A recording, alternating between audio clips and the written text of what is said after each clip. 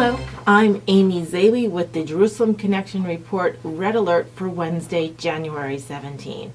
Words matter.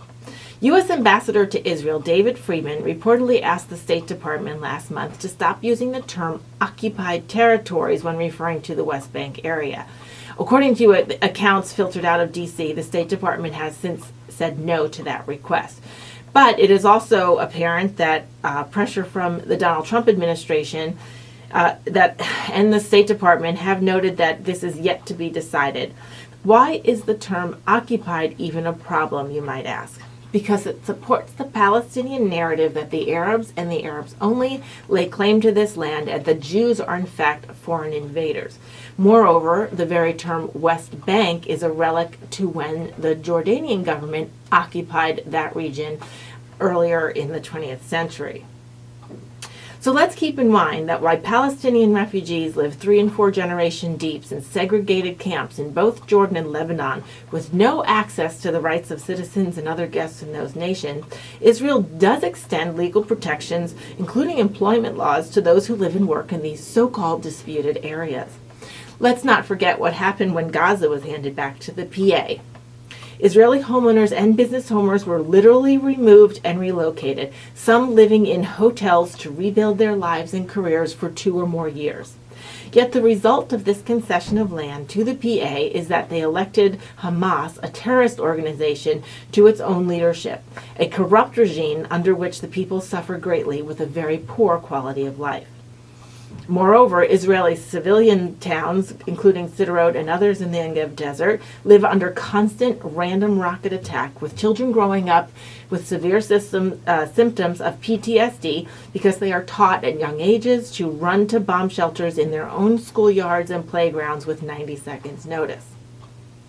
I had one person tell me just 2 weeks ago, when he was asking about issues in the Israeli areas, how the issues in Sderot are any different than what children in the 70s in the United States experienced when they had to practice bomb drills in their schoolhouses and hide under their desks. Well, the answer is there's a huge difference. First of all, these children in Israel live with actual live ammunition that drop into their communities, again, with as little as 90 seconds notice. Property values have plummeted in that area, leaving homeowners upside down on equity while still trying to leverage what they can to make major repairs to structural damages. The sight, the sound, the percussion, as well as the damage in the aftermath of these rockets and children's running to shelter is not as a drill, but as an actual life-saving measure. These things are very different than the children in the 70s in the United States who hid under their desk for 90 seconds and then returned to math class.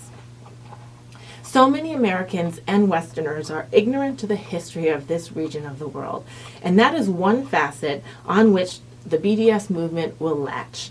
The other is the misleading and misreporting that the mainstream press does.